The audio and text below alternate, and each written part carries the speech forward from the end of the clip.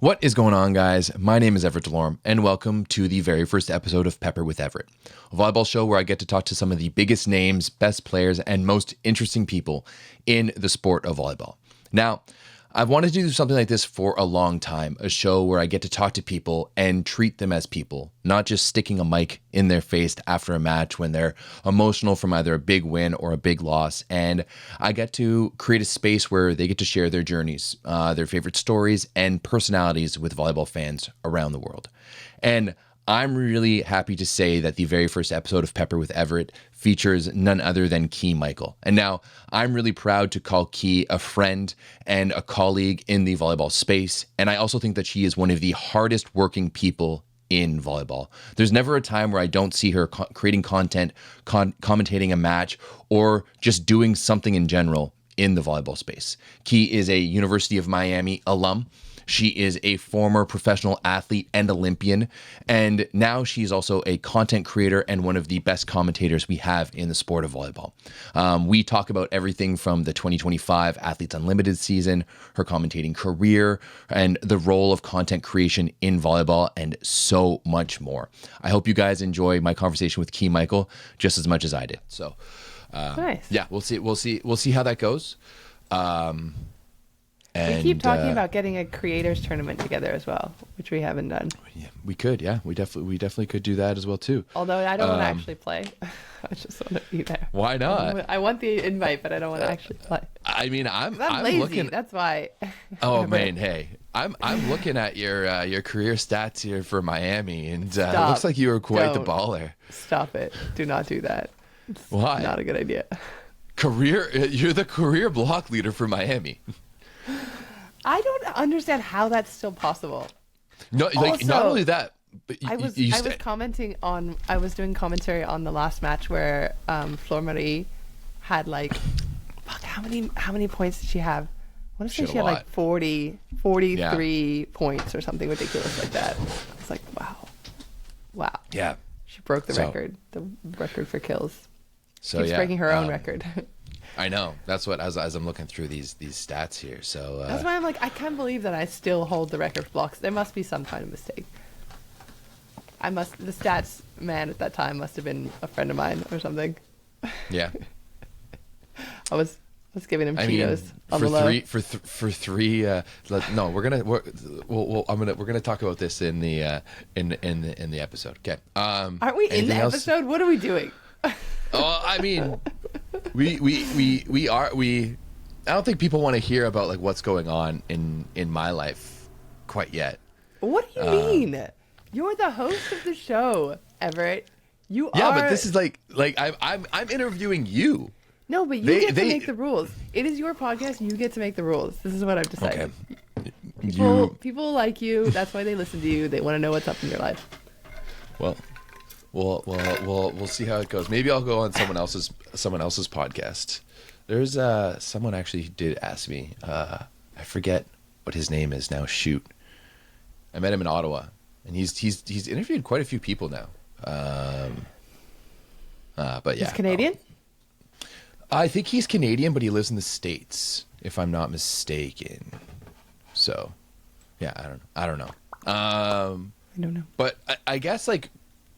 First and foremost, my question for you is, how are you? Like, I know that you are one of the hardest working I'm great. people in volleyball. It seems like you're all over the place. That is an exaggeration. That's absolutely not an exaggeration. It seems like every time I look at my phone, like I don't understand truly how you have the time to like commentate all these matches, and I know how much you prep for these matches too, and you make content and you come up with creative ideas and right. This year you commentated for Athletics Unlimited once again. Athletes Unlimited. Yep. Sorry, Athletes Unlimited. Yep. I should know that. Athletes Unlimited. You're doing NCAA. You're doing Lega Volley Femminile. You did the World Championships where you commentated the World Championship final. You did the VNL this year. Like, you did quite a bit, and you are one of the most active people on social media in volleyball, always coming up with fun little content ideas. I saw you go to a thrift store with Molly McCage and Jordan Thompson recently. That was a First of fun all, little. I love you. You make it sound like I've got a lot going on, but the fact is, I just don't have a social life, Everett. The problem is that I've substituted everything that's fun in this life to just hang out and watch volleyball. And not that I'm complaining, because it's literally the best job ever. But you're not wrong. It's been a busy couple of weeks. By the way, that thrift store video is like one of my favorite things I think I've ever done, and it was just on a whim. I was like, "Hey, Molly." Yeah. Jordan, you guys are so good at style, and they both mentioned they loved going thrifting, and I was like, you know what? On a day off, we have to go and do it, and I might as well film it. And it was just so fun. Yeah, I mean, sorry, go ahead. That's the kind of stuff I love. Like the volleyball, talking about volleyball, I feel like is my job, and like that's what I earn money to do. But I don't know that that's necessarily my like full strength. Like I know that's not a self-deprecating like, oh, I'm not good at it, because No, you are. I know volleyball. You are. I know volleyball. Oh, thanks. See, I was fishing for that. Thank you.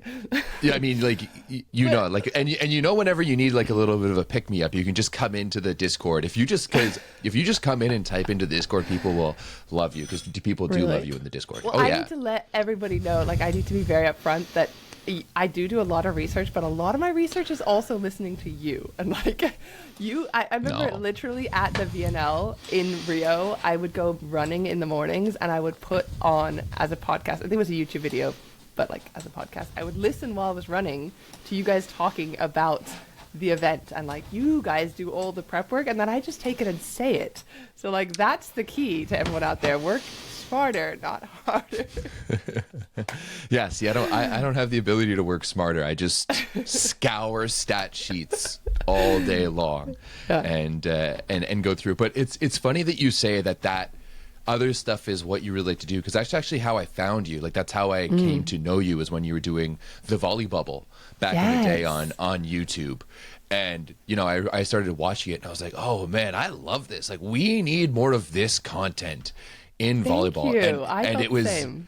And it was so personal too, because you knew all of these players on a personal level. You had played with them, and you had done so much with them, and so it was just a conversation. You know, like there's so many times where I feel like I'm interviewing athletes, and like they don't really know me. So there's like I'm just like another media person in front of them, asking some questions, and sometimes like an interesting question will pique their interest. But when you're out there talking to these athletes and interacting with them in that way, it's so much more natural, and you can just see their real sides come out.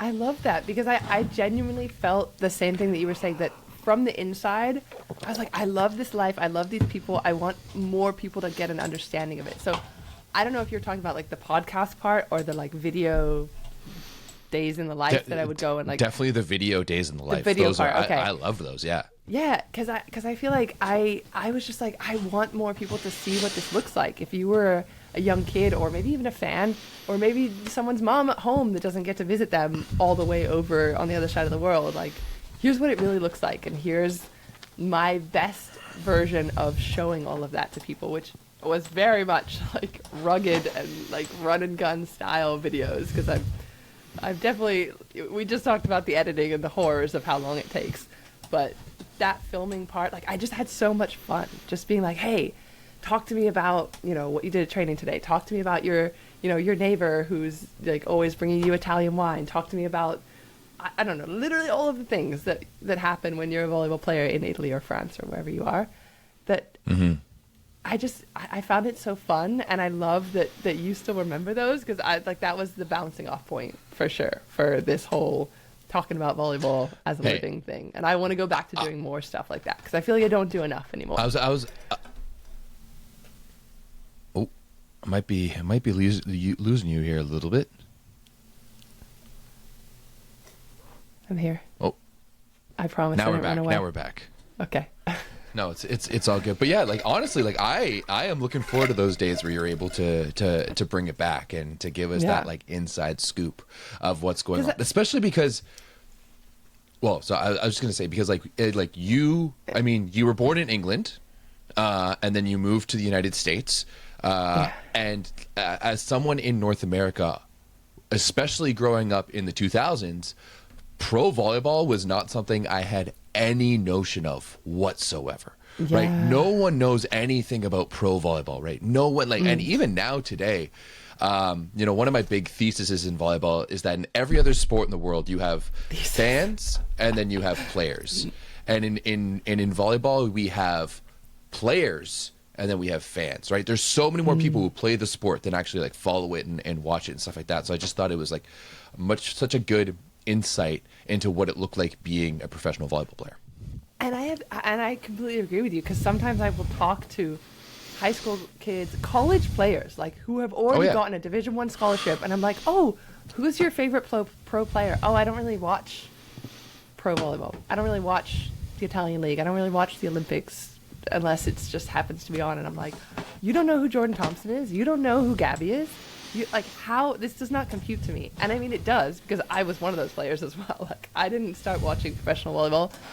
Even when I was playing professionally, I didn't really watch that much unless it was someone we were scouting and we were going to play against. And to be fair, I still only really watch it when I'm studying for a match. Like, I wouldn't just sit down and plop it on the TV unless it's a really big match. But you're exactly right. Like, how do we... Is that something we need to change, or is that just like the fact of it? I don't know. It's absolutely. I mean, I have a few theories on this, that I do think that volleyball fans in general are pretty apathetic when it comes to watching their sport, because the majority of the media has never really been created for them, right? I've always said, like, I use it like the theory of like the 5 levels of like new technology adoption. And in volleyball, we're always looking for those 3rd level adopters. We're always looking for the like Olympic style of fan, when we should really be catering to like the OG, the hardcore fans, the ones who love the sport, and the ones who will spread the word on their own. Because like I remember working for Volleyball Canada back in the day and trying to convince my teammates to come to national team matches. And like my college teammates, my former club teammates, all of this stuff. And I think that like if you're trying to get into a sport, if you're trying to get into anything, sure, there's the internet and there's all of these different things, but the first thing that you're going to do is you're going to ask someone that you know. So you're going to ask that person that you know who is a volleyball player, and like, hey, how do I watch volleyball? They're like, oh, I don't really know. I don't really watch volleyball. Then immediately you're like, okay, well then clearly it's not that interesting. If the volleyball cool player that exactly. So that's why I think that stuff like talking about it, the media. I mean, there's a whole other part about how the big institutions play a role, but I won't get into that today. 100%. But there's so much involved in just talking about the sport and helping people enjoy it. That's why it's so important to just... It has to be done from the inside out, because if you're a kid and you grow up in a football watching household, you become a football watcher. Absolutely. Like, the same thing can happen for volleyball, but we kind of have to do it in that ground up kind of way, and also making it cool, because I don't know who, I think it was the McKibben brothers who mentioned this. Like, how do we make superstars out of our players? How do we make, is it not Avatar?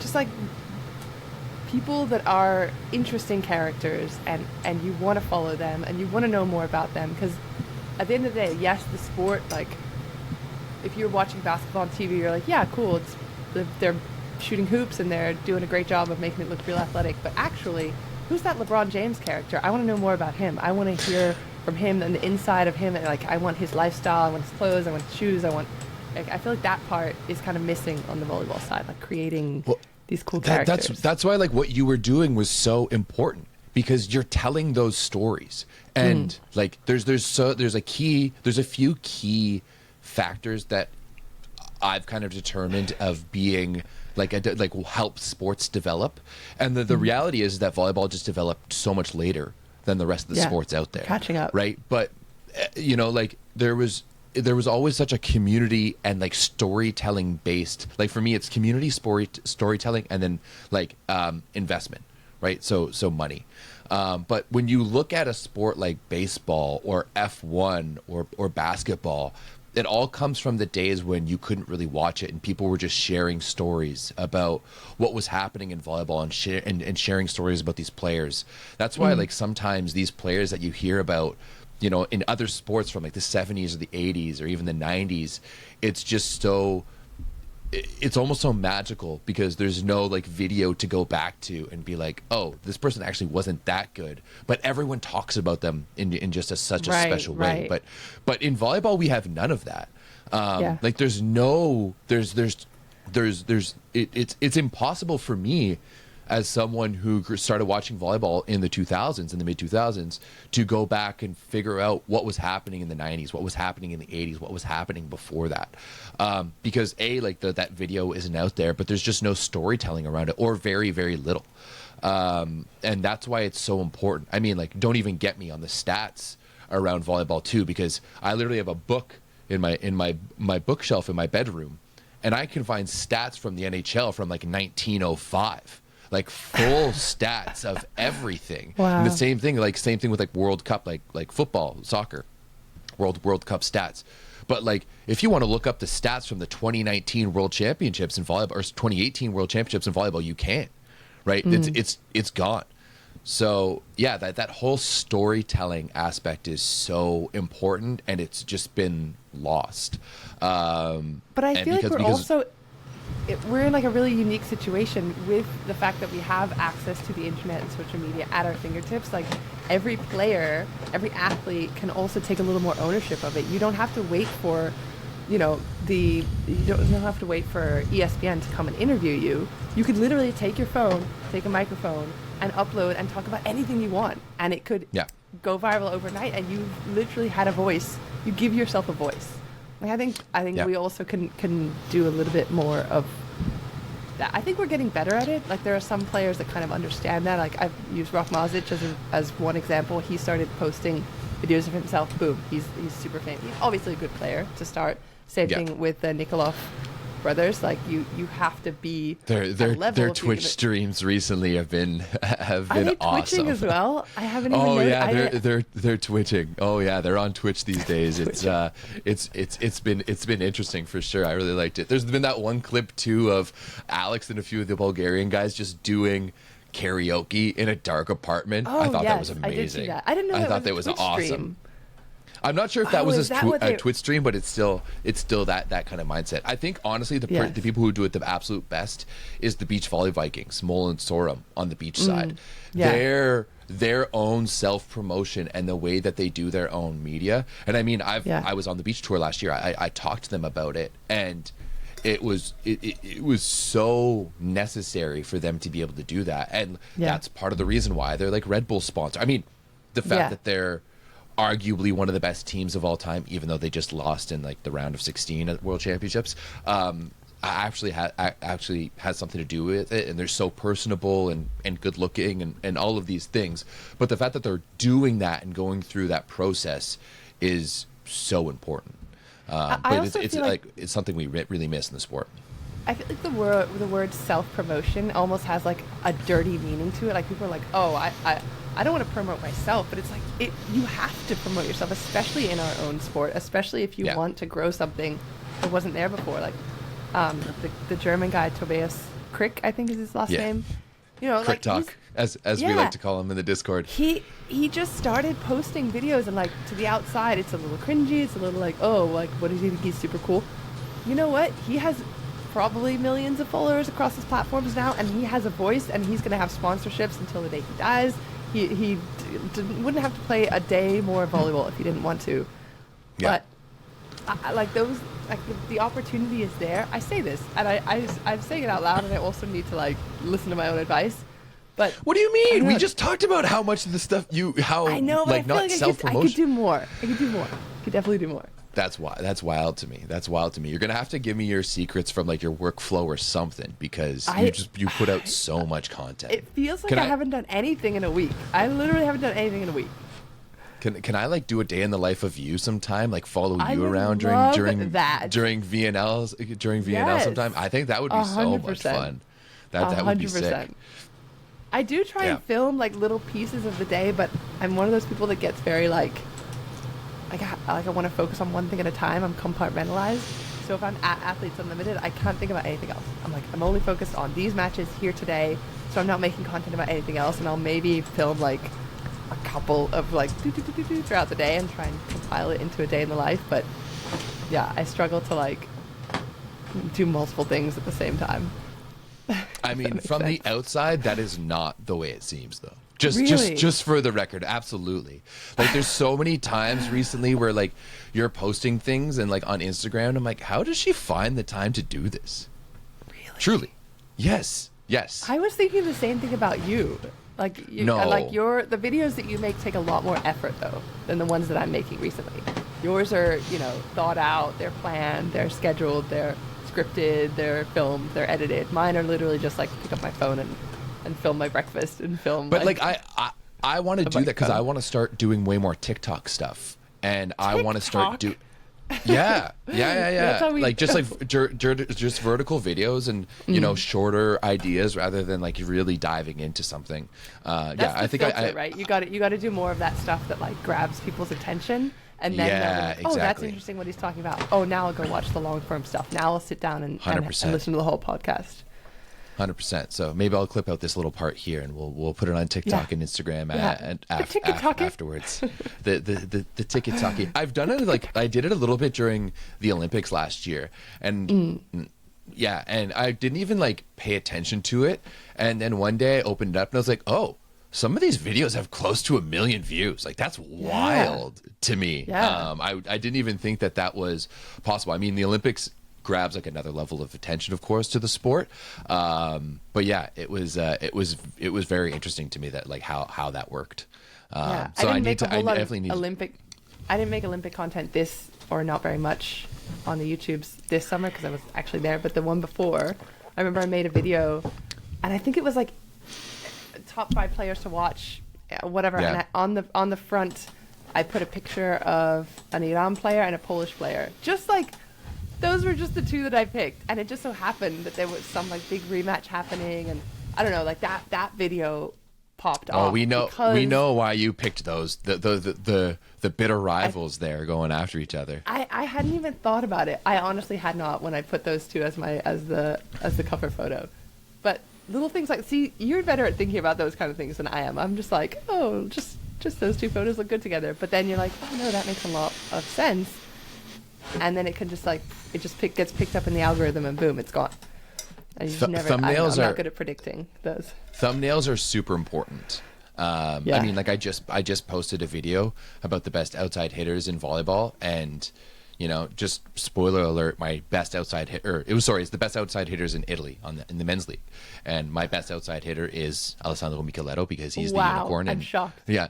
So shocked, given my past content. But I don't have him in the thumbnail because he actually doesn't like do numbers all that well.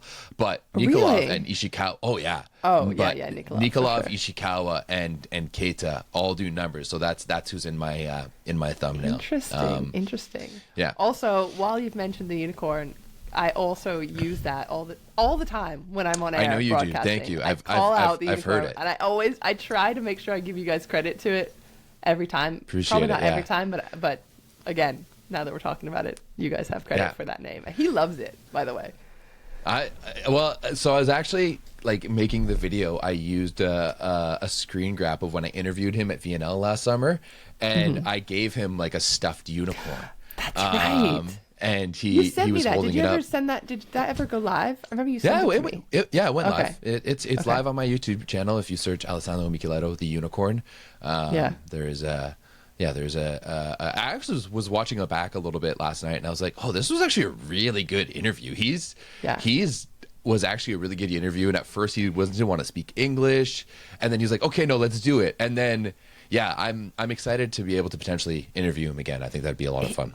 He's also like just a legend of a human. I feel like there are some people in the volleyball world, like as soon as they get a little bit of fame, they're like too cool. I won't name any names, but he's so nice. He is so lovely. Like literally, I don't know if you saw that video that Damien Grrr, that went kind of viral, that he and 2 of his teammates did. That was his idea. I came to him and was like I was filming a transition with a few players from different teams, and I was like, hey, can I film this transition with you guys? He's like, yeah, for sure, but also can we make this video? And I was like, you are so freaking cool. Like the fact that you want to do that is beyond me. you know? That's like awesome. It's normally us trying to like, you know, trying to pull it out, but he doesn't take it too seriously, and why should you? No. Like it's just funsies. Well, that's the thing is like when I did that interview with him, there was so much back and forth with the Italian Federation of like when they could do it and blah blah blah, and it didn't seem like he was going to want to, and then he just kind of jumped in and was great about it. So yeah, I think you know, there's definitely some more opportunities out there, and I mean, if you're a player and you're listening to this, just let's have some fun with it. You know, if you have some ideas, let us know. That's honestly why I hate post match interviews.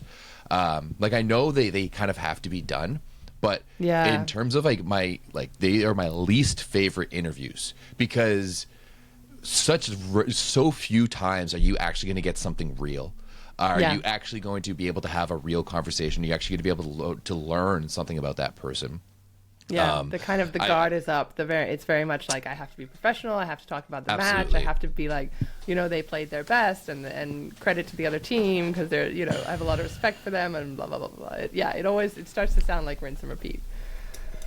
Yeah, exactly. So there's way more opportunities, and that's honestly what I'm trying to do with this is just have some nice little conversations with people from the volleyball world, both from like what's on the perspective like what's happening right now in the world of volleyball, and just, you know, how you got there, and just you know, just have some nice little, just have a nice conversation. Just a little chit chat. Just a little bit of, just, you know, maybe we can get some tea for some people too. I think that would always be fun. A little bit of drama, and just jump into it a little bit. An actual tea. I thought you were making fun of me for being British. I was like, I have coffee. No. I have coffee. I have coffee as well. Trust me. That's why I messaged you. I was like, I'm running a little bit behind. I need a coffee. I need coffee. I need one. Well, I edited that video. I really wanted to get it done. I wanted it out today. I actually wanted it out yesterday, but it didn't happen. I wanted it out today, so I was editing that video until like 4 or 5 a.m. Yeah, crazy. And you just got to get it done sometimes. I feel like didn't you start outsourcing some of the editing though? Yeah, I did one video that was outsourced editing, but like I also want to be able to pay my editors. So yeah, it's a little bit of in between. Like once, if you know there's a little bit of return on some of these, then one of the first things I would do is go and get a proper editor, or pay someone to be able to do it. But I want to be able to make sure that, you know, I can properly support those people, especially if we're going to be doing it on a larger scale as well. So that's also my holdback is like the bottleneck is that I also edit all of my own stuff. Like I have never had an editor because I just never thought to like pay someone to do it. I'm such like a do-it-yourself person. Like it's same. It's I don't know. I need to start outsourcing more things just in general because I want to do more of the creative stuff. But then also you have to give up creative control of the edit, and then you're like, I want it to look like this and this and this and this, and surely someone could do it equally, if not better than me. But in my mind, I'm like, no, people can definitely do it. People can definitely do it better than me. No doubt about it. Like there's so many things that people can do better than me. I'm pretty good at a lot of things, but where I thrive is just more like ideas and that storytelling. I would love if a perfect world, I'd have an editor, I'd have like a videographer or someone just to deal with all my cameras, like more of a tech video person. I'd have a designer to design everything nicely and properly, and because I know that there's like, you know, assets that I use in that video that are making designers cringe out there. I mean, I was gonna give you some feedback on your background, but like maybe a plant, maybe a little something on that blank.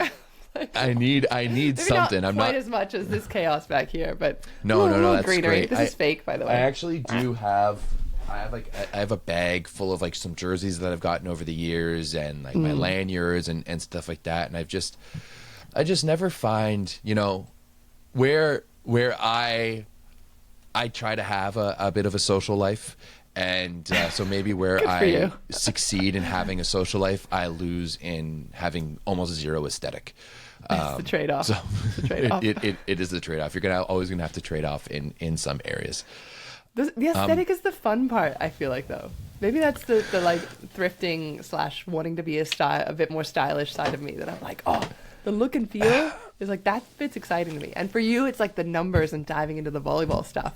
Yeah, for me, it's always, like we were like the yin and yang to each other, like same a side little of the different sides of the same coin. Yeah, exactly. Like for me, it's always just been about the storytelling, and like I'm very bad at anything like conceptually designed. Like I can edit videos and I could see, especially if I'm shooting something, I was like, I know how I want that to look. Yeah. But in terms of like editing or like colors or what fonts to use or how to design a room or anything like that is, you know, my partner always asks me, and she's like, you know, what do you think about this in our house? Like, what do you think about this? And I'm like, this is where gender norms work for us. Okay. You can take care of that. What's her job? And what does she do? Oh, she's a dancer. Oh, okay. So she's definitely got like that creative. Yeah, for sure. So she's a dancer and like still dances professionally. Very for cool. like a contemporary company, an award-winning contemporary company, I should say. Yes. And she is also the managing director of a like post-secondary dance school, like a dance college, here in Toronto. So what are her feelings on like TikTok and everybody just dancing, even if they don't know how to dance? Is that something that irks her, or is she like, yay, more people should dance? It's just so far removed from what she does. What style does she do? So like they call it like absurdist contemporary dance theater. And so all of them within her company, they all have very like traditional backgrounds. Like she won a world championship in ballet when she was a teenager. Like she went to dance school here in Toronto, like did a BFA in dance. And, you know, everyone is very, like, for example, the choreographer and director of her company is currently works for the National Ballet of Canada and has just worked with Ballet Alberta, choreographed for them, just did a thing for some ballet in Switzerland, and then did some ballet stuff in Venezuela as well too. So it's all like very intense, like structured dance background, but it's kind of like crazy wacko. So they're about to release a show. They have an award-winning show called Sex Dalmatian, and the whole idea is that there's this Dalmatian who releases a beauty line, like a vapor beauty line, and her arch nemesis / like forbidden love is this skinless rat. And so so that's what I'm saying. Like it's absolutely bonkers. Skinless or hairless? Hairless rat. Hairless rat. The imagery it's absolutely bonkers, but it's all like, once again, like in Toronto, we have the Doras, which is our version of the Tonys, and like we have multiple Doras laying around our house because it seems like they win every year. So actually, this year the creativity is just off the charts already. Yeah, this year they're doing a Christmas show, and it's kind of like their version of a Nutcracker-ish in the Sex Dalmatian universe, called the Sex Dalmatian Christmas or Holiday Extravaganza. I think it is, but yeah, if you're in Toronto, December 17th, 21st, little shout out there. I'm gonna Google it. This looks awesome. Yeah, they're called the Rock Bottom Movement. It's really out there. So it's very like niche Toronto dance though. But we're not here to talk about dance. I do want to ask about the Athletes Unlimited season. Because it seems to me like this was the most star-studded season of Athletes Unlimited we've had yet. Everett, when I tell you, the level was insane. Yeah. Like it equaled, if not surpassed, some VNL and World Champs matches that I was calling. I mean, You've got, in terms of like, obviously JT was just like dominating everything as she tends to do. But, you know, the libero level stepped up, the setting position, the pin, like the middles. Molly was just so good. I had a lot of fun. I always have a lot of fun with Athletes Unlimited because it's like, I feel like it has like a special place in my heart. It was my final place that I actually played. But yep, you played in the inaugural season, right? In the inaugural season, but you know, truth be told, that season, and probably a lot of the fact to do with that I was one of the athletes, was not there yet, the level wise, but now it's 5 years in, and it I can say that with honesty because I was, I was on the team, so, but it's there now. It's definitely elite level, and the rallies were incredible. And yeah, I was lucky enough to. It's also strange because I feel like having played there, and you just mentioned this, like I feel like these are my friends that I'm just watching and talking about on court, so I always have to be really like straddle that line between being like, oh my god, Molly, great job, and actually talking about the volleyball and being, professional and broadcasty. So I always, and it's compact, it's just 1 month long, so you can really focus in and put my little blinders on. But yeah, I love when it. I was looking at like some of the names that they had this year, obviously like Jordan Thompson, you've got Justine Wong-Orantes, you have Alexa Gray, who, by the of way, course, announced she's pregnant at Athletes Unlimited, which was very cool. Justine? We broke that news. Yeah. Wow, that's awesome. That's huge. I'm not a media reporter in that way, but I start thinking about things like that. Like, we broke the news that she's pregnant while she was playing at Athletes Unlimited.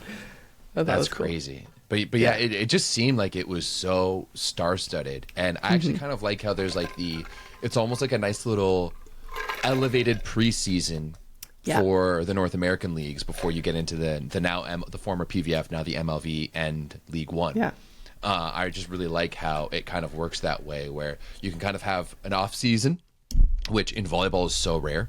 There's very few, if any, leagues at all that actually allow you to have an off season. So the fact that you can play in North America and actually have an off season is great. Or you can have a shorter off season and just play Athletes Unlimited for a month. And honestly, you would still get an off season because you'd have April. No, you'd probably have May, June, July, August, September. Well, depends if you're playing maybe a national little bit team. less. Because if you're if you're playing national team, then you don't get you don't get an off season. Which you just I'm run. not sure that any of these players did, barring maybe Morgan Hentz. Oh, Molly did. Molly did national team. Maybe a few of the USA players did. Yeah, I guess you're right. Was Pornpoon in? Oh, you're right. Yes, and the two Thai players. Pornpoon and Peanuts. Yeah. So, but yeah, it's just Betty retired. Legend though, legend. Such a legend. I had to do her post-match interview, and she had just told us that day that this was going to be the final match of Athletes Unlimited. Some other one, people might have known, but the broadcast team, we only found out that day. And so we were like, okay, we'll obviously interview her afterwards. And I went over thinking do. And within the first question, tears started rolling down my face. I didn't realize I was going to be so emotional about it. No, it makes sense. She's a legend, both for Dominican Republic. She won the first year of Athletes Unlimited. She's done so much. Second season. Second season, sorry. I think Jordan Larson was year one. Yeah, Jordan Larson. Was it? Was she? Okay, I'll take your word for it. That one I'm sure of. Jordan Larson. Yeah, Jordan Larson was first. Betty was year second, and Bree O'Reilly was third. Yeah. In the first year. Year by year. Yeah. The winners year by year were Jordan, Betty, Leah. Was it Leah Edmond? Abercrombie. Yeah, Leah Edmonton. And now JT. Abercrombie, and then JT. I feel like I should know that. I feel like that should be fresh in my mind. It was only a few weeks ago. You got it though. You got it though. I got there. We got there. Yeah. Whew. Honestly, what I'm most jealous about is the fact that you get to work with Kevin Barnett. Are you jealous about that? He would love to hear that. Well, so I'm pretty sure I've told him this too, because I was back in the day when he did the Net Live. I got to be on a couple of episodes when we went down to California to do some beach stuff. But listening to Kevin Barnett and DJ Roche is what made me want to do volleyball media. I remember. No way. Yeah. I remember being in my first year of college, and when I started playing volleyball, I was just crazy for it, regardless. But when I was in my first year, I had just finished my first year of college, and I was coaching my brother's club team. I was helping coach my brother's club team, and we were on our way back from provincials. And this was in the time that I had found the Net Live. And I was obsessed with it, and so much so that I'd listen to the show live every week. when they were like, I think they're on like Blog Talk Radio or something. This is like 2011, so like we're going back a while. Wow. And I would go back and I like downloaded them all on my iPod Classic, and I would listen to the episodes as they went back. And I remember being in the car and like laying in the back seat of my parents' minivan as we're driving home from provincials in Waterloo, and being like, man, I think it'd be so cool to have a job in volleyball one day. Like, it'd be so cool to do this. And, you know, I was like 19. I just finished like my first year. Well, no, literally a month and a half later, I was working for Volleyball Canada at my first ever international event at the Pan Am Cup. Like, because I was like coaching that team, I went to nationals a few weeks later in Vancouver. I was drinking in a hotel room with someone. They're like, hey, Everett, like, you know a lot about volleyball. Are you bilingual? And I was like, yeah, I speak French and English. So like, great, email this person. So I like drunkenly emailed this person at Volleyball Canada. Later on that week, I got an interview, and I literally like went in for the interview on the Wednesday. I was on the bus home, and they called me and gave me the job. And they're like, we want you to come to a press conference right now. So I like got off the bus, took another one, and grabbed the car for my mom, and went to my first press conference at the National Team Training Center in Gatineau, which is just across the river from Ottawa. It's where the men's national team trains here in Canada. And that's how I started in volleyball back 15 years ago in 2011. And look at you now. This is why I always tell people, like, you don't have to have permission to do anything. Like, you just literally said to yourself, I want to work in volleyball. And then boom, you start telling people probably, or you start talking about volleyball. You start like just expressing your knowledge. I was already talking about volleyball all the time. Trust me. Like, exactly. everyone, no one was under any, everyone knew I liked volleyball even back then. Yeah. And I love that it was the dulcet sounds of Kevin Barnett's voice that really sealed the deal for you. You said you told him that? He would be so excited to hear that. I mean, maybe I have. I thought I have. Although I still remember, because it was back when they did the Long Beach Grand Slam or the World Series of Beach Volleyball. And like the first year I think we went down was like 2013 or 2014. And it was like the day after the tournament. And of course, like we had gone out that night on the Sunday night. And, of course. And yeah, we go over to his place and I'm like eating a banana and I left it on his like leather couch, and he got a little upset with me and had to clean it up and like chastise me a little before we did the show. And then Jeremy Rocher drove us to the airport after that. So yeah, like those guys were definitely, because like back in the day when he did it with like Geeter and like Danny Kina, John Madden, like Reed Pretty would come around too. I think it was that year, the year after we went down and we got to like go out for dinner with Reed Pretty and stuff like that. And I remember sitting beside Reed and just like talking with him all night long as we were eating tacos and stuff like that. And he was like asking me questions about media, and I got to like, geek out to Reed Pretty. It was really awesome. So yeah, like Kevin Barnett was really like always one of my, like, I don't know if I want to, inflate his ego a little too much and call him like one of my heroes, but he was definitely one of my inspirations early on to be like, oh shit, like this is actually possible, and here's someone who actually does it and makes it interesting to me. And, I've always tried to emulate him in some ways. I also don't want to inflate his ego because no. I'm trying to keep it real low key. But he is genuinely like one of the coolest, like nicest humans ever, and he makes it his point to make the person, like as a young, fresh broadcaster, I'd say, he like makes a point to make me sound like I know what I'm talking about. Makes a point to like, he's like the setter. You know what I mean? He's like, here you go. Like, tell me why this is important or why this is interesting. Like, he knows the answer. He could very easily just like analyze the game. He's a multiple-time Olympian, but I feel like the skill and the sort of like nuance to being a really good play-by-play is letting the analyst shine. And I learned so much just sitting next to him and like kind of absorbing what he does. And also I feel like I'm at my best when I'm sitting next to him, and that's credit to him. So if I sound like I'm doing a good job on Athletes Unlimited, it's because of him. I mean, I think you can give yourself a little bit of credit too. I think it's definitely a team thing. It's definitely a work together type thing. You've been on broadcast before where you feel like you're like competing, right? Or you're like people are like trying to talk over the other people, or one person wants to make sure that they sound like they're the smartest one in the room. Like, and then you feel a little smaller and a little less like in your comfort zone. Yeah. I don't know, I don't know if the people listening at home can tell the difference between two broadcasters that really get along, respect each other, and like want the other to do well versus two that don't. Like, I feel like it's pretty obvious. Like, sometimes I've listened to broadcasts where I'm like cringing because I'm like, God, these people hate each other. Yeah, and I'm very much like, some of my favorite broadcasts. I think my favorite broadcast that I did was probably the 2016 like Canadian National Championships at McMaster, and we just had like it was me and my buddy Jared Brown, and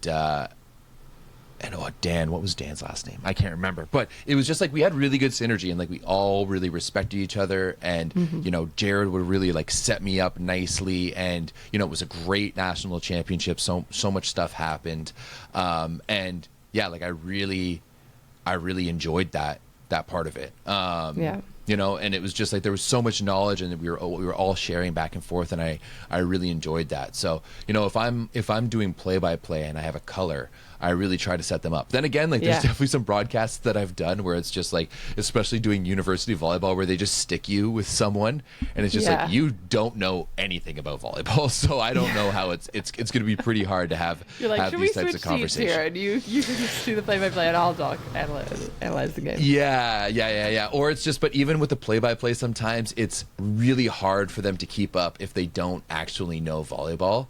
And then after the play, they talk and they're just like, oh, that was a kill by this person, and then they kind of ramble because they haven't said anything and they feel bad, and there's no space for you. But yeah, it's just to say that like I've learned a lot watching Kevin Barnett over the years, like probably the most out of anyone.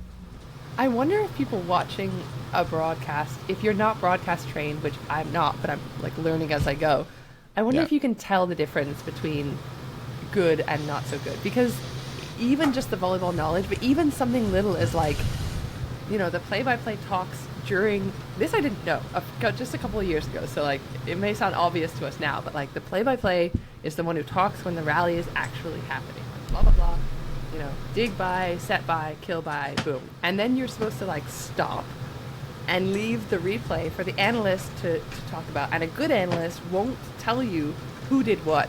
They'll only tell you why and how.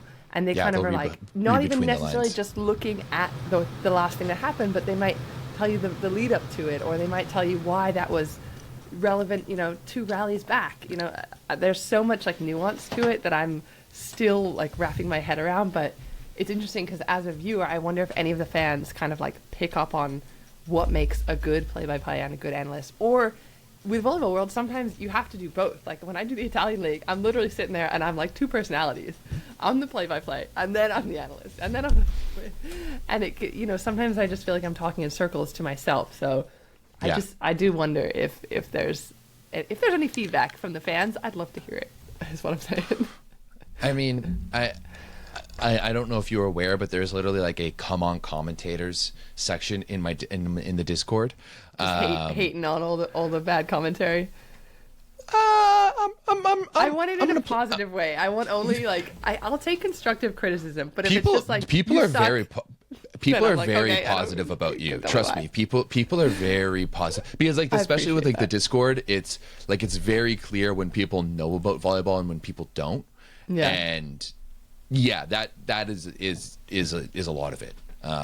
And just you have to just know volleyball. That's the basic. That's the baseline. Please understand the sport before you. I also like sometimes it's not lost on me that these are like the best players in the world. I also feel very like humbled sometimes. Like, do I deserve to be talking about what they're doing right now? I know you're saying yes because you're my friend and I like you want to be supportive, but even I am like, I could not do what these men are doing, these women are doing. Who the F am I to sit here and be like, set could have been a little bit higher. You know what I mean? But I mean, like you do like, okay, guys, if you guys don't know, let's break it down first and foremost. You played 4 years at Miami University. Still to this day, you are the career blocks leader. You are the career solo blocks leader. Your 3 seasons. Sorry. set our hands. Your 3 seasons as a starter, because you redshirted your first and then you played your next 3, are the top 3 seasons for total blocks in the University of Miami's history. Wild. Right? That is so wild. just there, that cannot even be still true. That can't be. The stats are wrong. They must be. No, it's definitely not wrong. It's definitely right. So like you have the pedigree on that side. And then how many pro seasons did you play? I mean, it doesn't have your couple of seasons when you played in Australia while you're going in school down there, but you played 10, 11 pro seasons playing in Germany, Italy, Turkey, and France, and of course finishing it up at Athletes Unlimited. You are an Olympian who played at the 2012 Olympics for Great Britain. So like, you are the perfect person to talk about this kind of stuff. Like, who am I? I played 1 year of college volleyball. I played 1 year of OCAA volleyball here in Canada. And, you know, like, trust me, like, I've pretty much gotten rid of that imposter syndrome, especially with, like, how things have happened over the past little bit and, you know, the circles that I've little been. But, like, if anyone has the right, like, you do. You have checked all of those boxes. And maybe you weren't able to do it at the highest of levels. You know, you're not like an Olympic MVP, but you did all of the things. You Actually, did all of the things. That's a lie. That's why I love hanging out with you, because every time I do, I feel like super motivated to go and do like literally anything. I'm like, every time you're saying a thing, I'm like, yeah, I did do that. Yeah, that is me. Like you do need to remember, like, you know, like, you played a couple seasons at Busto. Like, like, you played with Aja Voloj. You played with Alicia De Grati. Like, you played with some of the best players in the world. Valentina Diouf was on that team too. Yeah. Yeah, like you played with some sick players. You went to an Olympic Games. You are still to this day. I'm not going to say how long ago it was, because I recently realized when you played university, and I was shocked. Thank you. Your skin, I will just say that you need to start selling your skin care routine. That's all. That is all I'm going to say on that subject. And I was like, when I saw that graphic that you posted, I was like, no, that has to be a mistake. They missed a 1 in there somewhere.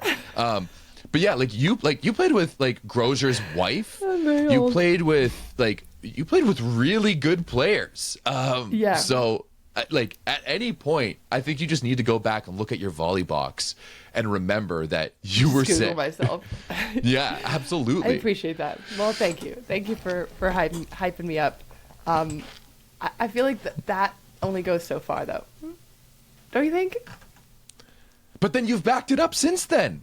That, like, you know, like, you've continued to do the work. You've continued to do the things. Like, in some ways, like, you are on the forefront of volleyball media, right? Wow. Like, the forefront you are. of volleyball media. With, like, what we talked about, the volley so bubble and everything. And it's also, like, I think it's really cool, too, because, like, I know, you know, what was going on back in 2024, and like the only real VNL stuff that you did, you were like a last minute call in.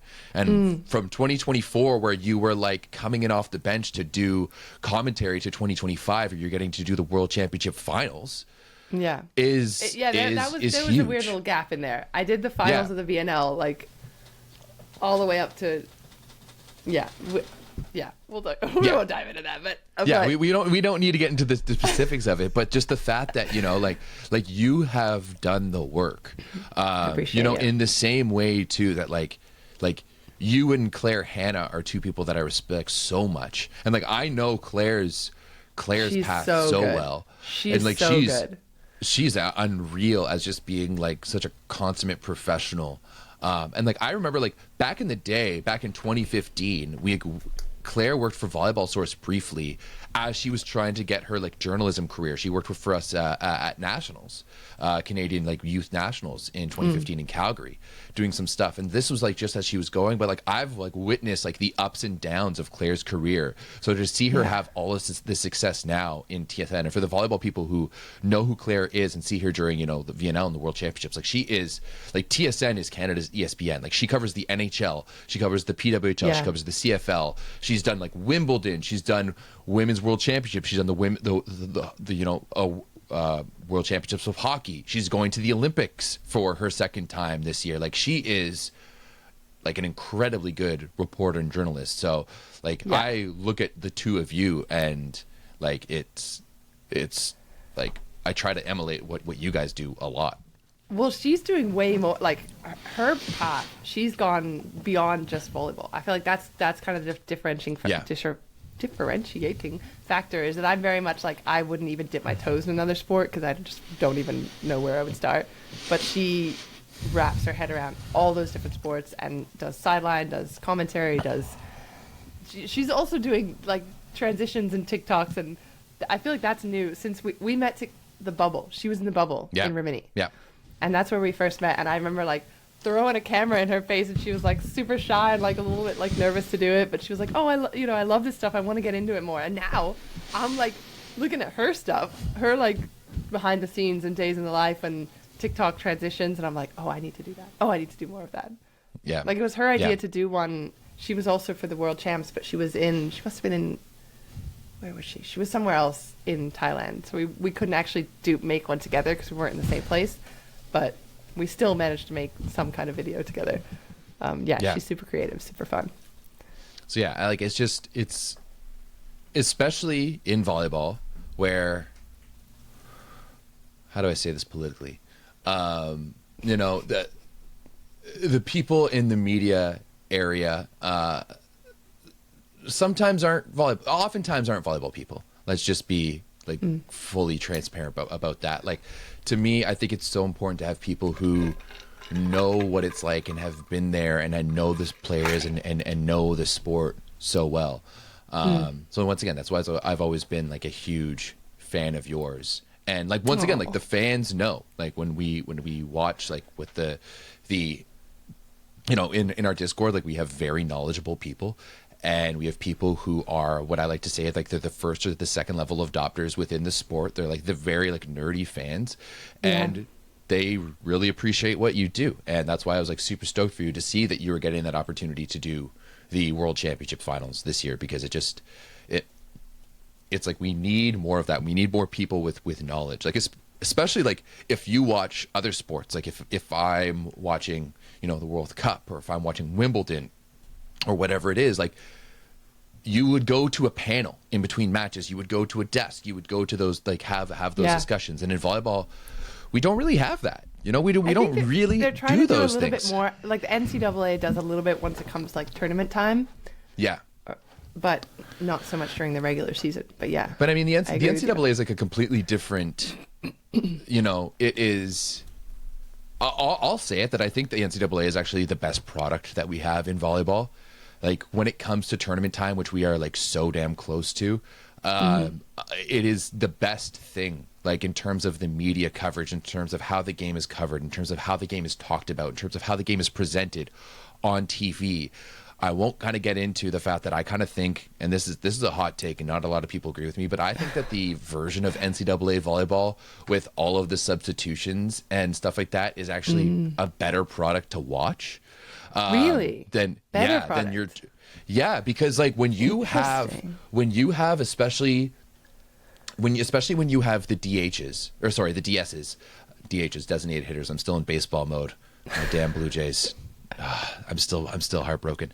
But yeah, when you have the DSs back there, you increase the quality of the game. Like you increase the serve receive, which means that like I'm, you know, Ben Josephson, who's a former Canadian coach, he's now coaching. He's the associate at Texas. And I was talking to a friend of his, and he talks about running those offense, and it's really more like an American football offense, right? Because it's not whether or not, you know, that the pass is going to be there. The pass is there way more because you have DSs in there, so you're able to run a much bigger offense, and then it just becomes a straight offense versus defense battle. Right, and the rallies are longer. They're way more excited because you've got a bunch of littles in the backcourt who are just there to play defense, and they keep everything going. They keep it alive, and then you've got the bigs in the front row who just crush balls, and you run these intricate offenses. And I just think it's a much more palatable product sometimes than like, especially like. Volleyball is such a long game sometimes. Like if you go to 5 sets, and sometimes the games are 2.5, 3 hours, and we don't have the breaks that other sports do, like only a few in between. So if you've been playing that entire time, Like volleyball is a football anaerobic sport, and yet we treat it rules wise like a it's a American football anaerobic sport, but we treat it more of like a soccer football aerobic sport. And if you allow like a little bit of like downtime for those hitters, you're going to get a better product. So yeah, I think the NCAA version of volleyball is the best version. Now, I do think it hinders the USA at the international level because you don't have those 6 rotation players. But in a perfect world, if you would ask me, I would adopt especially for women's volleyball. I would have to see what it looks like on the men's side a little bit different, but I think that would be interesting too.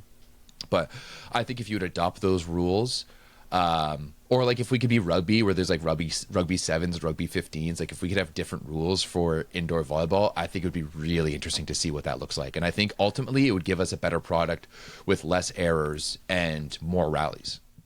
Well, the only thing that I would argue against about all those substitutions is that for the viewer and for the broadcaster as well, sometimes it can get a little bit like you don't have that much to grab onto, because sometimes if a player's playing all 6 rotations, you can say, okay, they had a little dip here and they played a little bit better in that set. Whereas if they're always coming in and out, it's really hard to get that data to say, to make a coherent pattern out of what they're doing. Also, it could just be a little bit confusing with different names and different there's just so many changes happening. But I mean, we do that in American football where you have 11 aside, 12 aside.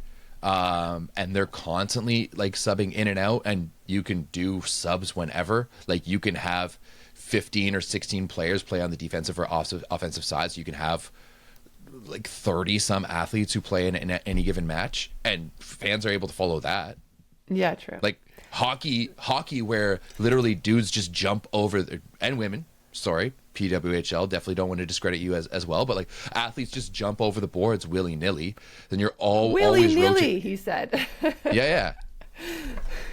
But yeah, it's there's so many different versions of it. But yeah, I think the NCAA is the best version of volleyball, and I love watching the NCAA broadcast because they treat it like American football. It's stat-based, it's play-by-play based. It's not so often. This is once again why I love when you do the matches, but it's so often I'm watching VBTV and I'm falling, I'll be quite honest. Usually when I watch VBTV, unless you're doing it or a few others, I watch it in Italian. I watch it in Italian because they provide an atmosphere. They're excited, They're excited. They're giving emotion. They're talking through the play. Rather than what's kind of happening on most times. Yeah. What are your thoughts on? I've heard this proposed a few times, and I know the Indian League does it. Shorter sets to 15 points. I'm a big fan of that. So actually, I know that it's been a talk on TikTok, but I will say that people in the Discord can attest to this. That I've been talking about this for years, and I have a comment on number one volleyball's TikTok 2 or 3 years ago about that I think. So I really like the tension that you get in the really short sets from tennis. So that's why I think what we should be doing for volleyball is we do best of 7 games to 15, no cap. Yeah. After sets 2, 4, and 6, we do a longer break. Okay, so it gives the fan a chance to much like we would have in hockey or in football or in basketball. You have a 10-minute break as opposed to just 3 minutes in between sets. Give it a chance to go to the booth, storytell a little bit, give it some ads and whatnot. But I really like the tension of shorter sets. And if you play 7 sets, you said. 7 sets. So if you play 7 sets to 15, it actually takes less points to win than playing 5 sets to 25 with the last one to 15. It just takes a few less points to win. So you're actually looking at potentially a shorter match. And I honestly think that's in a 25-point set. There's just too much volleyball. You're always going to see a dip in the quality at some point. Very, very rarely do we see that tension kept throughout the entirety of the set and then throughout the entirety of the match. So I think that if you had shorter sets to 15, and maybe you do the last one till 11, right? Maybe you just make that that deciding set to 11, or after 6 you just go tennis style where it's straight up advantage and stuff like that. I think it would be much more fun. Well, my argument to that would be though, in tennis you have to serve to earn a point, right? No. Don't you have to serve to earn a point? No. Or is that pickleball? No. Okay. That's badminton. Maybe pickleball. I don't know much about pickleball. I know it's badminton, but no, tennis is yeah. Is that you don't have any time to catch up. So let's say a team gets a 3-point lead. If your game is to 15, they're pretty much going to win that set. Like Yes, there isn't enough time for it to like. I would disagree with that because we know that from fifth sets that like how many times, like I always say that like the most dangerous lead in volleyball is 4-0 in the 5th set.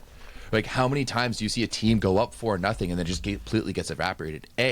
But then B, if you lose one set by letting it get away from you, you still have way more opportunities to be able to win another one. And it's a quicker turnaround. And then also too, because like one thing I do like about volleyball is the fact that like if the game is bad, it's going to be a shorter match, right? And I think that actually suits our very like ADHD brains now a lot better. Do you think it would be though? Because I feel like there would be more parity between teams. It's much easier to get 15 points from if you're a weaker team versus a stronger team. It's easier to get to 15 points first than to get to 25. Yeah, maybe. I don't know. We'd have to see it. That's why, like, when I'm going to be running like some of my games here in Toronto for like adults, I'm going to be my adult volleyball leagues, which is naughty according to Key. Naughty, so naughty. I'm going to be doing that. I'm going to be doing sets to 15, just to try to test it out. What about like super points or like anything that's double points, like ace counting for 2? The Indian League does that kind of stuff. I really like it in the Indian League, like I won't lie. I just don't know if there's an actual place for it in, like, I hate to say real volleyball, but like at the like traditional like Vienna, like to me, like just going to shorter sets to 15 is way more palatable than adding a super point. But this is gonna be super nerdy, but have you ever played cribbage, like the board, like the card game cribbage? Cribbage, I feel as though like with that's pegs. something that my parents have probably played. I feel like it is a British, like Canadian thing. I don't even know if it's much of an American thing. But my partner and I, we play super crib. So like there's a few different things. Like we use jokers, and those are wild. But then also, because the way it works is that when you deal, you kind of get 2 hands, because you get 6 cards and you get to discard 2 of your cards, and whoever's dealt gets the 4 discarded cards as like a second hand for points. Well, we do super crib, where you can call a super hand and you keep all 6 of your cards to be able to score them at once. So it leads to like much bigger hands. I don't know if that's necessarily a good, like, I really like it as like an entertainment factor, but I don't know. Yeah, maybe. But isn't that the whole thing? Isn't sports like the whole thing is just entertainment factor? Yeah. Like, isn't that the whole point of it? I'd have to see it in practice way more than just the Indian League, you know. But it would add a whole bunch more strategy too, like so much more strategy if that you were able to do something and get 2 points. But it's like because it's just like, what rotation do I want to use it on? Like you have to almost set up your rotations to be able to, like, I want a rotation where I have my strongest server and my like best blockers in the front row, know, that type of stuff. Like it would really become very strategic. But I don't know. I could be into it. Especially if you like I love how in the Indian League is like they hit the button and then it's just like American Gladiators and you've got all the lights and lasers exactly. And I think that's awesome. And then everyone gets so hyped for it. It's great. Yeah. I feel like it kind of ties into your point about if you listen to a commentator that is just, I watched a video, it must have been on Instagram, where it was a golf commentator on an American football match. Yeah. And it was very much like, have you seen what I'm talking about? And the guy was like, and now number 27 has the ball and he's running. That's what watching VBTV is most of the time. My point was going to be not when you were there. I'll make it that clear. My point was going to be that like the atmosphere in the gym can change everything. The way the commentator speaks, the way the lights are, the mid-game entertainment, like all of those things, the colors, like everything is impacting your senses and telling you what to think and feel. And like, that's honestly why the Plusliga and the Russian league are more entertaining, and even the Japanese league are way more entertaining to watch than the Italian league sometimes. Like the Italian league broadcast is way behind. is way behind. They're broadcasting in like 720p at 24 frames a second, and like everything just seems like you're in the mid 2000s there, and it is like they're the best leagues in the world with the best athletes in the world, and the product that we get from it is so much lesser than what we get in like Poland or elsewhere. Do you feel like we not demand, but like we have higher expectations though? Because like if I'm watching an American football NFL game, and I'm like, oh wow, you know, it has the best cameras, it has the best mid-game shows, it has, you know, talk shows, it has all of these elements, and we're expecting that from volleyball, but we're just not there. Like we're not there yet, right? As a sport and as a community. I fully disagree, because it's not that hard. Like the live streams that I've produced, like go and watch the Norseca live streams that we produced back in 2023, and they're better than the Lega Volley and the LVF. Hell, if you want to see really good quality in 19 minutes on Twitch, if you go to my Instagram page, there's I put a link there for the Twitch stream, and it's going to be Lüneburg versus Düren from the Bundesliga in Germany. It's 1 versus 2, so it's going to be a big match. Go look at the quality that you get from there. I'm sorry, like 720p is the standard from 2004. Like that's 20 years ago. That's 21 years ago. Like I wasn't even in volleyball back then. Isn't it a financial thing? Because Germany is not a place where you're earning lots of money as a professional volleyball player. I'll just exactly. So if Germany can do it, and create it does not take a lot to create a professional broadcast anymore. I know this for a fact as someone who has worked in broadcasting, who has like created broadcasts, who has created live streams.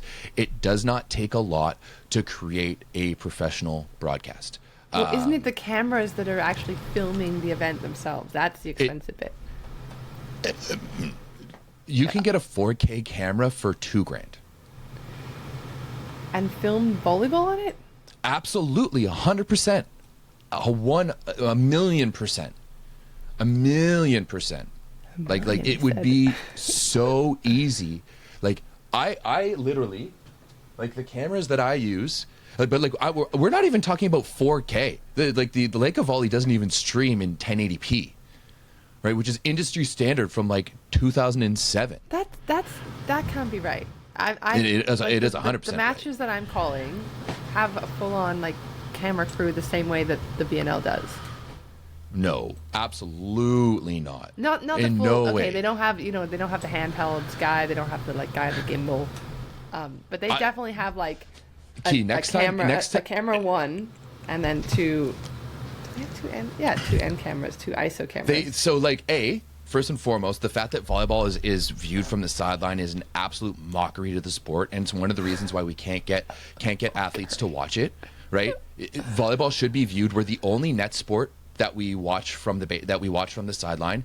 Tennis, badminton, squash, pitching in baseball, all of that is done from an end-to-end thing. All of the action, like all we're doing is watching pong when we watch it from the side, right? You get no concept of what's actually depth.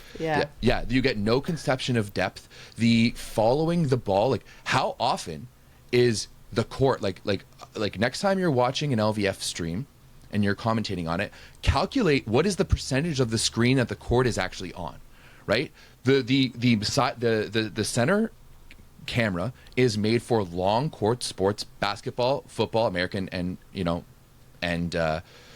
regular football, and hockey, right? Where you can slowly move it, and a larger space is going to, like a larger angle is going to carry the most space, and you're barely moving. Volleyball is too fast for a side angle camera. That's why you get all that jerkiness. And it's either too fast if you want to be in close and you have the majority of the screen be shown. If not, you're just showing the crowd most of the time.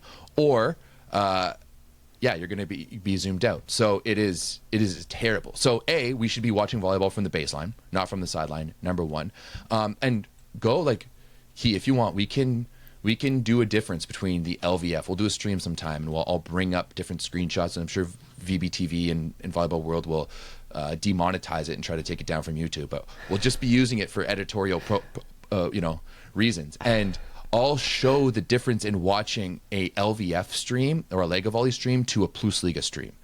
and it is wildly different in terms of the production quality and the replays and the angles that they give you, and so on and so forth. Like, it's so frustrating. I feel like it comes down to a financial thing. It has to just be a financial thing. Like, Poland is a sport, like, they've kind of grown their sport to have that kind of money accessible. Italy has some of the highest prophecy. Like, the reason that they have such huge fan base and are earning money with their sport is because they've built this. You can watch for the Plus Liga. You can watch every single match. Like, you never have competing matches, and in Poland, so I'm pretty sure Polsat gives a crunchy stream to VBTV, because I have a Fire Stick, so I have like an illegal TV, and I can watch Polish TV, and I get crisp 1080p streams from the Fire Stick. So yeah, and like when I was working for Volleyball World, it's conversations that I had with people associated to VBTV. It's like, we should, the bare minimum, it should be 1080p 50 frames a second, because the ball is way too fast to be able to see it at 24 or 30 frames a second. And that's why the Lega Volley and Lega Volley Femminile are so damn hard to watch, in my opinion. So yeah, I'll break it down with you one day. But seriously, watch on VBTV the production quality between Poland and Italy, and it is crazy different. Yeah. It's interesting because I don't remember where we were exactly. Somewhere this summer, it was either a VNL stop or a World Champs stop, and even just from one city to the next, the production quality was drastically different. Oh, really? It must have been in Thailand, because that's the only place where we were like in like different venues. That surprises me, because like I know that VBTV and Volleyball World have like a specific crew. Like, I know for a fact, and it must be the same. Actually, I can't say that necessarily it's the same for the World Championships, but I would assume it is. But for VNL, it is the same crew that they have hired, and it's been like the same company that they've hired for year after year that goes from stop to stop to stop, and they have different crews that do each week's individually. And I know because I think it came down to like the lighting setup or something, like, and the like internet connection and like those things that they couldn't control that were just part of the venue. 100%, yeah. Because I know that like VBTV, actually, when they produce their own streams, like if you watch the Beach Volleyball World Championships going on right now, the streams are actually quite good. And I actually think that one of the best things that Finn Taylor ever did is implemented a baseline angle on as camera 1 for beach volleyball. And I know that he did it because he and I had a whole conversation about it in Hamburg when I was working for them last year. And like, we like were talking about how zoomed in it is, and I was just like, yeah, there's too much dead space on this side, and he's like, thank you. And like we talked about zooming in. He literally like messaged the people, and like we watched them do it on the stream. So those production things are always up to like the leagues. And yeah, like I think the Italian Volleyball League is a 4, maybe 5 camera setup, where you've got like the 2 people on the ground beside the benches, like with the handhelds. You've got 1 high up in the back, 1 high up center, and then I think you might have a 3rd that's high up follow, a 5th that's like high up follow, like a little bit tighter. But yeah, like the quality of it is way worse. So we need to invest in that way more for those pro leagues. But from everything I've understood about the Italian leagues is that they're way far behind. And that's like I feel like we, on the one hand, we're like, it has to be better because look at this as an example, A, B, and C. But like, I feel like I played in the Italian league not that long ago, although it was probably that long ago. Like we didn't even there was not a streaming of our matches. Like you couldn't watch anywhere. So we've gone from nothing to something, which to me is already like win. Yeah, but we're still like 10, 15 years behind other sports. Like that, and that's the reality of it, is that, and other things as well too, right? Like and this is one of my big arguments in the fact that like volleyball media is really shut down. I mean, I know firsthand about what you can or can't do at events, right? And what, like, who's allowed to do things. But in the new in old school media, everything was a funnel, right? Everything was viewed on like 40 to 70 TV channels, and within that there'd be a few sports channels, and you had to watch what was on. But now in a new age of media where there's Twitch and there's TikTok and there's Instagram and there's different sports and there's movies and TV and television and stuff like that, it's all about flooding your stream with as many touch points as possible. And we don't we still don't really have that.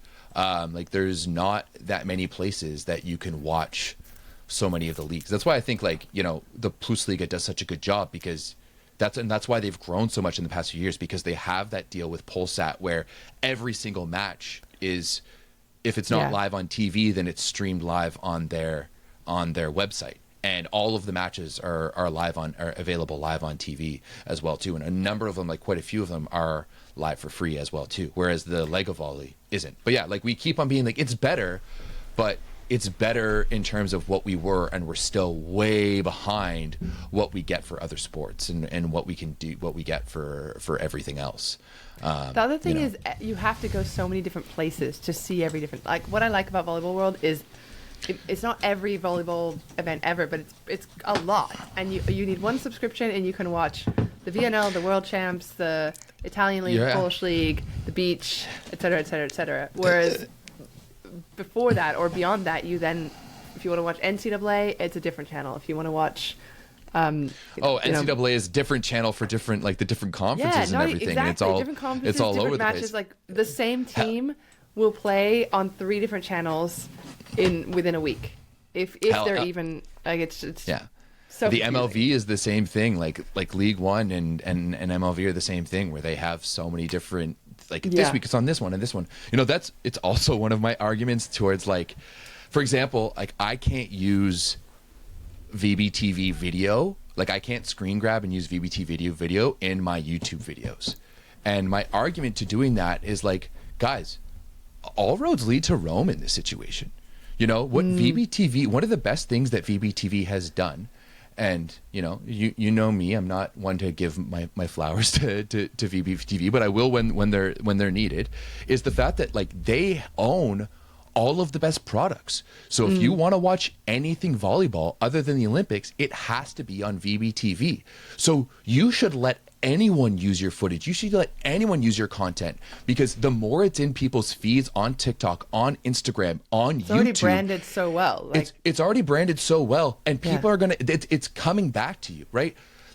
I went to the Fred Again concert on Saturday, and I got my tickets. He's a DJ. He's British. He's incredible. And I got my tickets the day of. They released some new tickets. I couldn't get tickets when they were on sale earlier in the week. But everyone in Toronto on Saturday knew on Saturday morning knew that there was a Fred Again concert on the Friday night. Not because 1 or 2 viral clips, because there was hundreds of clips, because it flooded your stream. One clip with 1 million views is nothing compared to 500 clips with 100,000 views. And that's really what we miss in volleyball, because everyone is so careful about controlling their own and taking care of their own and branding and how's this going to look and blah, blah, blah, blah. No, we have to have control over it. That we don't get, we don't get that wave after wave after wave, right? One thing that was so great about Moni last year in the NCAA is I would wake up excited because I knew that there would be so many clips of what he had done the night before. People would have grabbed from the stream. Nakoba would have been there. People would have filming in the stands, right?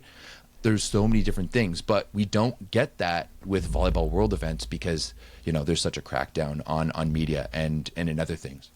Volleyball World isn't even allowed to post Plus Liga match stuff on Instagram because Polsat says no and has shut down on it. Same thing with Instagram too. So yeah, it is wild. If you want to grow volleyball, we need to blast it open and make it available. And I think, VBTV is a paid subscription, but I think that they should have at least 1 match a week free on YouTube, live and free on YouTube, and that I guarantee that would increase subscriptions. But just as a little feeder, as a little leaving breadcrumbs, the filter we were talking about, right? Get people 100%. Absolutely. If you look at a sport like F1, anyone can watch those streams. There's broadcast agreements in every single country. You can watch them for free on main television. And then if you want to purchase F1 TV, you get so much more in terms of stats, in terms of different camera angles and stuff like that. So yeah, sorry. Welcome to my TED Talk. I mean, I'm with you for most of it. Like I started my whole journey making content, trying to use little bits of volleyball here and there, and I completely agree. I think that's how people consume. From the broader level, people consume those little bite-sized amounts. They then get hooked. They say, "Oh, I really like that player. I want to see more of them. I really like that. The look of this matchup between these. I want more." Like you have to give them those little tidbits. And also, the more people that are creating content about your thing, the better your thing looks. Just the better, period. The more that you have credibility, the more it seems like the popular thing to do is to go to that match and take videos at that match and to create content about that match and to talk about this player. And the more that it's talked about, good or bad, like what do they always say? Like any press is good press. Like, you have to allow the people to talk, whether it's good or bad. Like if they're talking about your product, that's a win. Absolutely. 100%. And once again, as you said, it's way better. Like 10 years ago, it was so hard to watch volleyball, and I was watching Champions League on like, what was it, like Leola 1, and there would just be like a handful of matches every single week, and it was like in the 2010s, the first volleyball matches I was watching were like recorded Champions League matches that my buddy Matt Harris, shout out, was like showing to me. Is actually like that weekend where I was coaching with him at provincials. We would go back to the hotel room, we'd play NHL on his PlayStation, drink beers, and then he'd be watching Champions League matches. This was my first being like, yo, there's Champions League volleyball? Wild. But now, it's a little bit better, but we're still way behind. We're still way behind. Yeah. Do you watch a lot of Champions League matches? I think I've got a couple coming up next week. I do watch a lot. I have not studied for them yet. Yeah. If they need more commentators, let hook it up. I'll slide your name in. Yeah, slide my name in. Get me in on that. I'd love to do some commentary for some Champions League stuff. Okay. I think it'd be great. Yeah. Key, I've had such a blast chatting with you. Shoot, I forgot we were still on a podcast. Yeah, we were just chatting at this point. And I feel like it's always like this. Like whenever we get like talking together, it ends up just being talking and chatting and geeking out on stuff. But that's why it's so awesome. But I actually have another one scheduled in 2 minutes. Okay, I'll let you go. As my next guest. But I really appreciate you coming on and chatting with me. And maybe during the NCAA playoffs, if you have some time, we can do some like watch-alongs or something like that. We just like watch some games and chat about it and talk about it, because I would love to do that. I would love to. Once again, you're one of my favorite people in volleyball. You're one of my favorite creators in volleyball. You're one of the hardest working people in volleyball. We need more of you. Now I know you're just lying. No, it's literally what I've been saying for the past 2 hours. So, I'm very happy that you're my first episode of this new podcast, and I'm very honored. Yeah, you're the first one. You're the first guest. Oh, how exciting! So I'm just so glad that you're still doing that. You're pushing through and creating content. I've told you this every single time that I've seen you. Like, we need more people that just do it and don't wait for permission. And I know that you rub some people the wrong way because you have opinions. Like, that's just the nature of the game. Is that you have to have an opinion, right? One or two little opinions. But I love the content you make, and I think we need more people just talking volleyball. So if you need any more support in any way, or just if you need someone to just pump you up, I'm there for you. Likewise. But yeah, I mean, like, I reserved this a while ago that like this was going to be like, I dropped out of university to do volleyball content and stuff like that, like quite a while ago. And yeah, I've always like already come to terms with the fact that like this is my this is what I'm resigned to. And I don't know if I'll go that far, but like this is all I've really got, so I'm gonna do it whether it's good or bad. So there's no plan B. I got you. There is no plan B. Better that way. Burn the bridge, There's only one way to get things done, is to just not have an escape route. Yeah, exactly. So that's what I've got now. But yeah, I really appreciate you and everything that you do. And yeah, I hope we chat again soon. And we will, for sure. Yeah, awesome. Well, guys, thank you very much. That was Key Michael, absolute legend. And honestly, we talked about almost nothing that I have on all my notes here because we just went so hard. But my next podcast is now messaging me, so I unfortunately have to let you go, and we will chat again soon. Key, thank you so much, guys. Thank you so much. Thanks a lot. Bye. We'll see you soon. Bye.